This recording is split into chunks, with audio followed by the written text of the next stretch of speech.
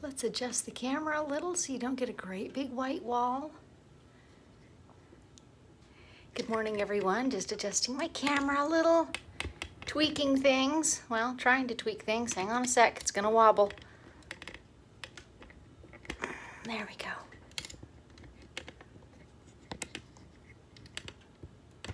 Oh my goodness, I'm struggling this morning. Okay, wow. Okay, good morning. I'm Susan Smith. You are in my studio, Stitched by Susan. You can see over my shoulder. There's even some messy going on in my studio because that's life, right? Today I want to talk a bit about bobbins and Bobbin Health. That's kind of a, generic term to sum up a number of things about a bobbin. So we're going to have a discussion. Feel free to chime in with questions or ideas or tips. I always love to hear from all of you. So I've got my coffee in hand while we wait for a couple more people to come on. And you can see out my window there, we're having a cool but not quite rainy inland northwest morning. So it feels like spring, and it's starting to get warmer later in the day, and it's so nice. The patio doors that you see right behind me open out onto a little patio, which is so nice in the summer. I love our summers here. We have hot, sunny summers. And so I kind of make it my daily routine to quilt first thing in the morning earlier when it's cooler. And then I love the sun. So early afternoon, I'm off and out on that patio reading. That's kind of my summer routine.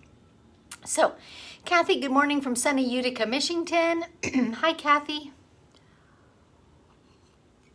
Feel free to type in, any of you, where you're watching from. It's so fun for me to see where everyone is from, indeed. Sao Paulo, Brazil, Sandra or Sandra. Molly from Vancouver. I assume that's Vancouver, Washington, which is not too far from me. Mary Ellen watching from work. Do I tell anyone? I suggest no. Just keep the sound low, okay? Hello from Dallas, Texas. That's Deb. My husband who's in Vegas. So if you're on my newsletter list, my newsletter this week let you know that today would ordinarily have been a live and unscripted, so a live streaming of quilting scheduled day.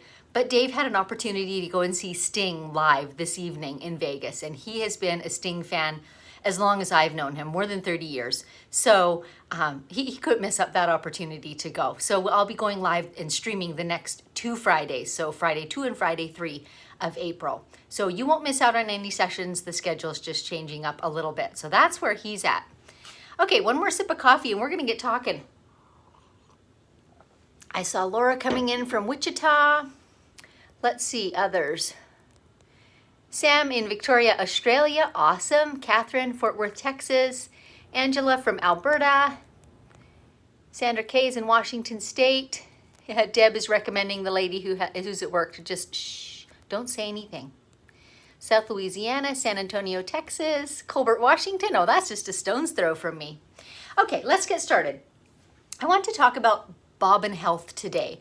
And this is a multifaceted topic, but it's really critical.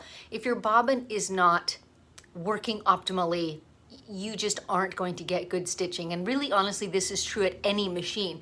I'm mostly talking about a long arm today, but also at a sit-down long arm, at a domestic machine, even at a serger.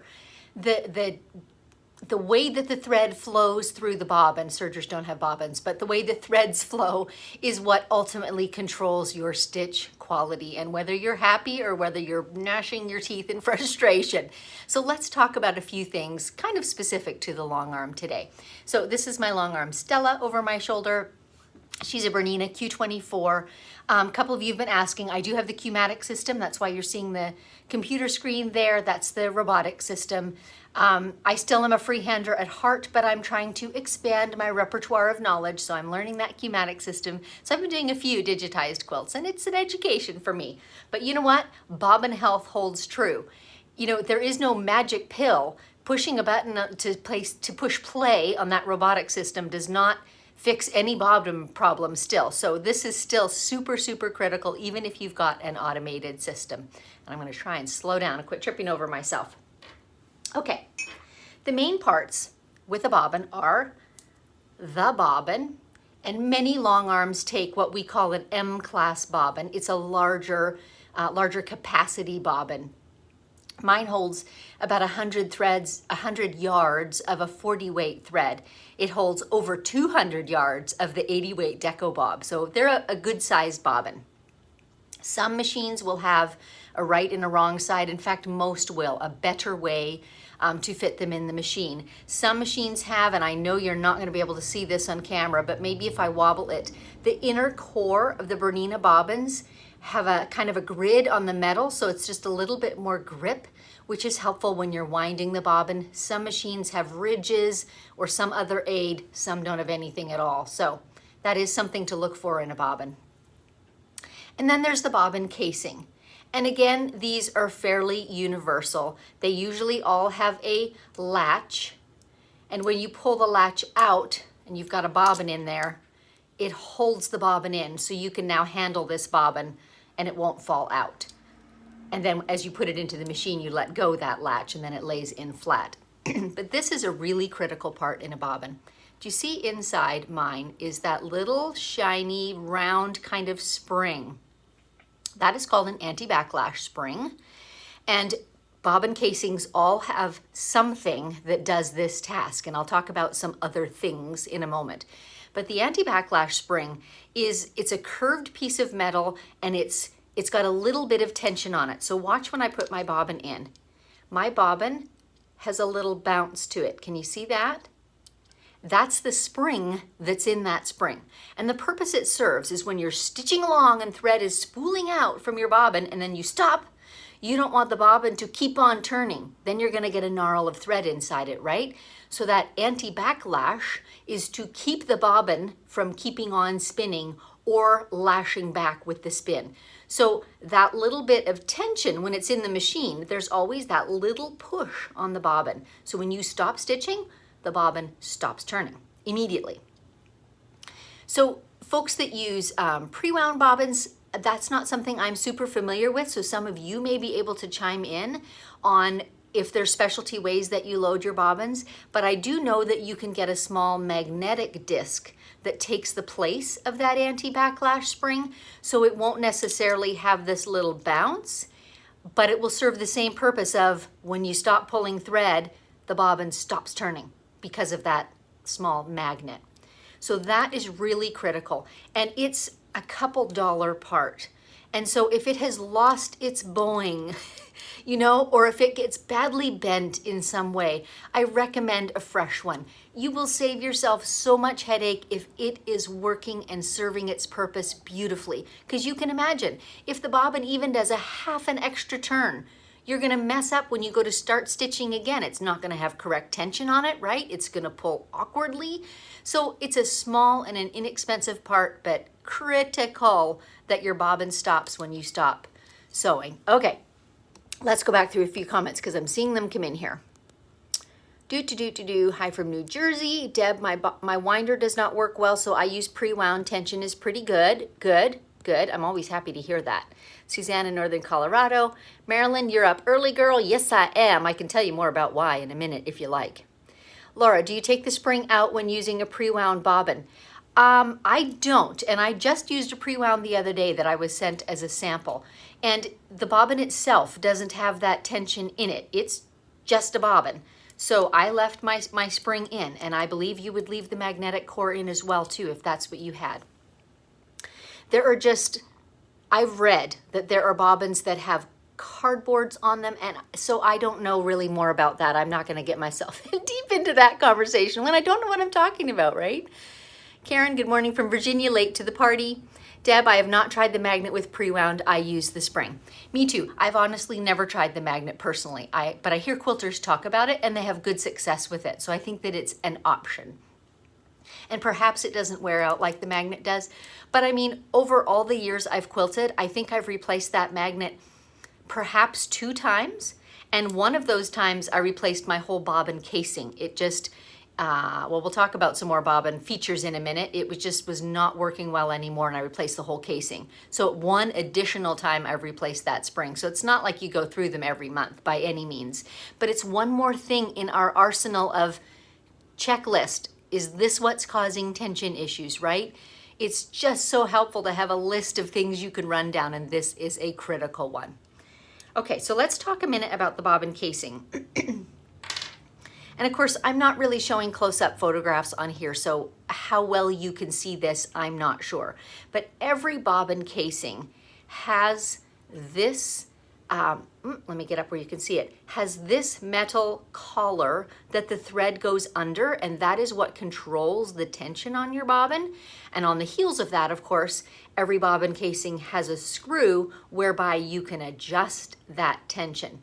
So we talked a bit a couple days ago about using a TOA gauge or other means to determine your bobbin tension. So let's talk about that a little more today and ways that you can do it if you don't have a TOA gauge. And I want to be clear, I don't think that they are critical. I quilted for years and years without one of those too. But I think they're a tool. They're absolutely a tool. So this is what a gauge looks like. Mine is Bernina brand. It's exactly like the TOA brand. It's just got the Bernina name on it. And they all work the same way. You insert your bobbin on the hook and it snaps into place. There is a little notch, a collar that it fits into. And then you wind your thread around the pulleys and pull. I need to put a bobbin in there that's got thread so you can see it going. But I will add, those who sell the gauge strongly recommend that you don't hold it wonky like I'm doing to show you, but that you set it on a flat surface, because that affects how that thread is pulling too, right? If your bobbin is sitting at an angle. So sit it flat while you're running your tests. But know that for the purposes of this morning, I don't have it flat. So hang on a sec while I put in a bobbin that's got thread in it, because then I can show you the nifty little pulley system. And something critical about this that I learned from my gamble dealer. So first off, you get your bobbin in there, you go around the little pulleys, bottom pulley first, then the top pulley, and then you pull, and you can see that gauge. This bobbin's running a little tight, but see how that gauge is registering a number? That is super helpful. When you know that your Isacord 40 weight thread likes 220, you can mark that on the bottom of your thread cone. I often do. And then I know that's a good starting point for that thread. If I'm using something finer like a Glide 60 weight or the Deco Bob 80, I've stitched with that too, then the tension might be a little bit different, and you might note on that cone what works well for that too. But 220 is a pretty common starting point. So many people asked me the other day after we were talking about bobbin issues, tension issues, what number should I be looking for? And I think the best way is go to your machine manufacturer and they'll have a recommended starting point. But from there, it's really true that machines have personalities. Some like it much higher. One of my gambles ran way higher, like 275.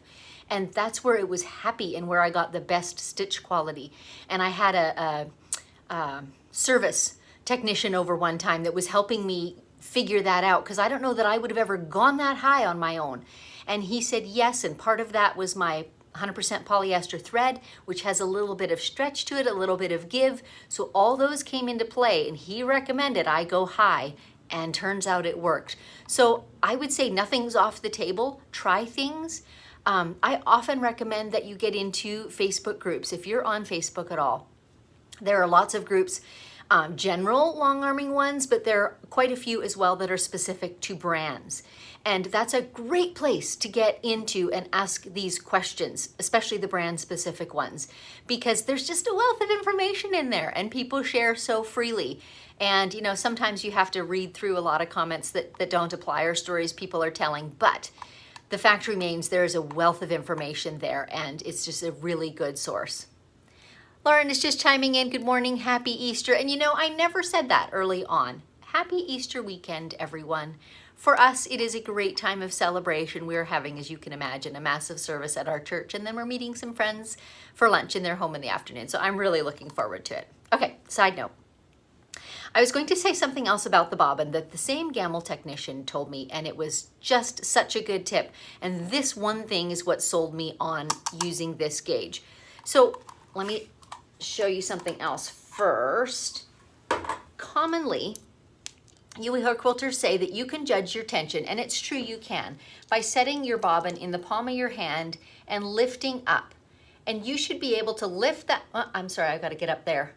you should be able to lift that bobbin to stand up if it would stay in the casing. I'm sorry, I'm at all awkward angles with my hand way up in the air.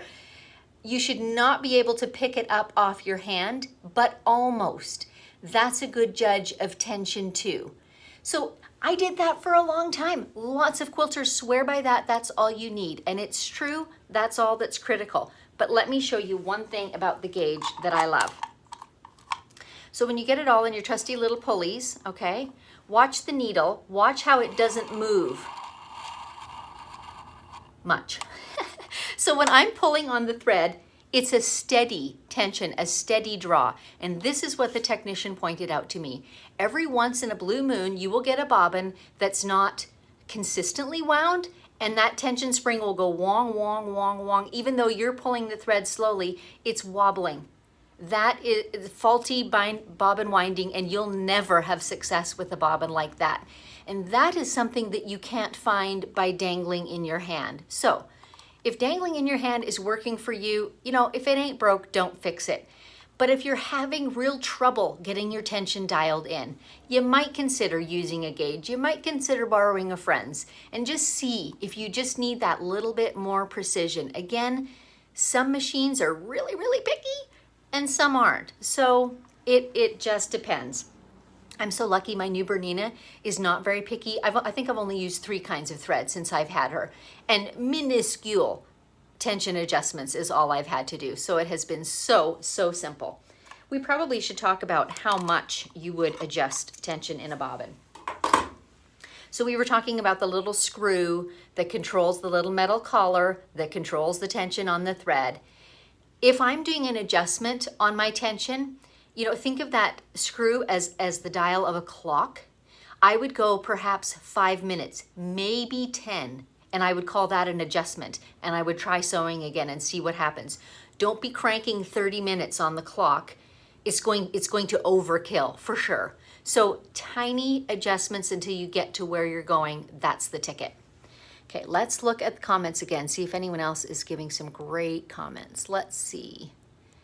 Frida, I found out recently from the store that sold me my long arm that I could not purchase the spring alone. I had to buy the whole bobbin case. Was I given incorrect information? Frida, because I'm a fairly new Bernina owner, I don't know the answer to that for sure. I'm sorry, I don't. Although I would certainly try asking at another place before you accept that, because it was my understanding you could, but I don't know that for sure. Good morning from Calgary. Jeremy's Quilting and Sewing, good morning. Okay, I wanted to talk about something else that kind of was news to me. So we all know that thread, however low lint of thread you have, it still throws off a little bit of lint, and cleaning is always critical at the sewing and the long arm machine. But generally with my bobbin, what I've done in the past is taken a needle and threaded it under that spring and gotten the lint out that's underneath it, you know, get all that lint out of there. But again, a service technician showed me one time, the same little collar that adjusts your tension can get lint under it as well. Couple ways you can approach it. Lots of people do it with a pin. A pin, of course, can scratch. So here's another tool for you. Business card slides right under that little collar, back and forth, and it pulls the lint. The corner of a card pulls the lint out from under that collar as well. But one way or another, blowing on the bobbin casing will not get it out. It's impacted in there too much. So one way or another, you need to pretty regularly clean that out. And if you're having tension issues at your machine, it's one of the early things I would try because it's a pretty common culprit. So cleaning under that little collar is pretty critical. Okay, anyone else got any bobbin tips I haven't thought of? We've talked about tensioning it, you know, whether you dangle it in your hand or whether you do it on a gauge. We've talked about the value of the gauge in showing you that it's running smoothly, as well as the fact that it gives you a numerical tension so you can come back to it. So, you know, you change bobbin thread and you're running 80 weight in the bottom for a while, and then you're coming back to a 40 weight. You can look on the bottom of your 40 weight cone and say, oh yeah, 220 worked really well for this, and you can just loosen that bobbin until it's running at 220, right? So that numerical baseline is helpful. That's the beauty of the gauge. We talked about running it in the gauge on the flat because that gives you a more accurate reading. We talked about adjusting it with a screw, the collar of the bobbin casing, which I should be holding instead of just doing my hands. And the fact that, you know, looking at a clock at the dial, you know, 5 to 10 minutes is a good adjustment. Half an hour or an hour is too much to do fine-tuning adjusting. We've talked about cleaning under that collar, cleaning under the backlash spring. We've talked about checking that your bobbin does have spring in it. That's really important. I see my husband chiming in. He's a stinker when he's away. My tip for Bobbin Health. Keep a towel handy when bobbing for apples. Such a guy. Okay, what else? C, I use strands of my plastic bristle brushes to clean under that bobbin spring collar. No danger of scratches. That's a good tip too, depending on what brush you're using. And I do have one that's got longish, stiffish bristles. In fact, I'll show you. Give me half a second here and I'll get it.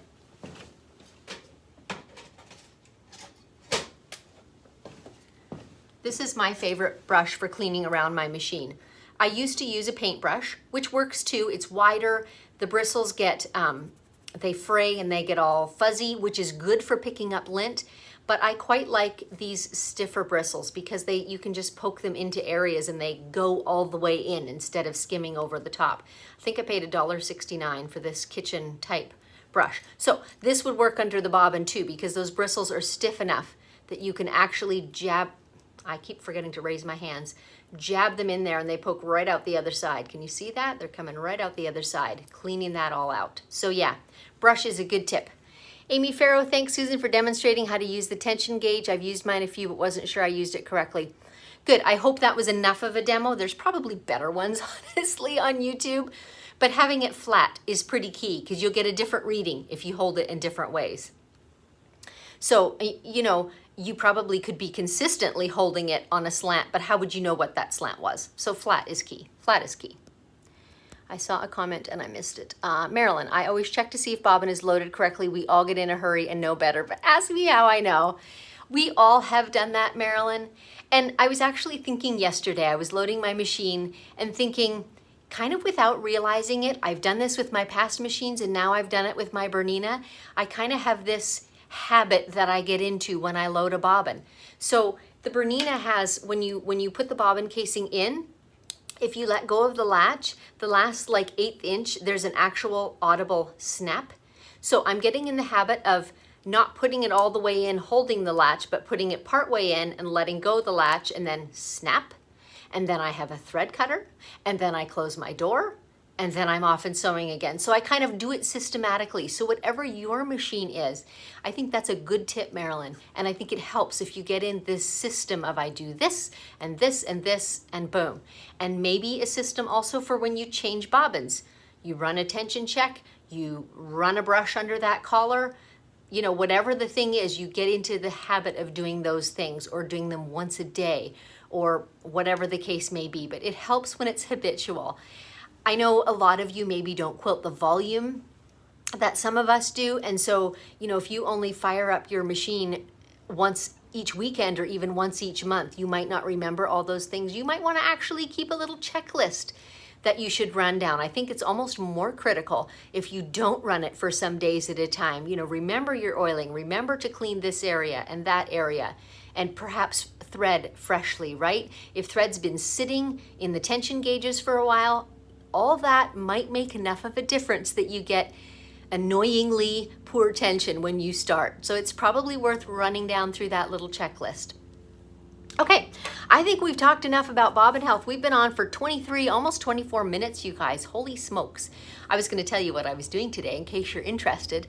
My friend and colleague Eva is coming over and we have a whole day of working in the office together today. Isn't that exciting? So yes, I was up early doing my live today. And wanted to mention too, I put in the show notes a link to register for my free upcoming workshop. It's called 5 Myths That Tie Freehand Quilters in Knots and How to Break Free of Them.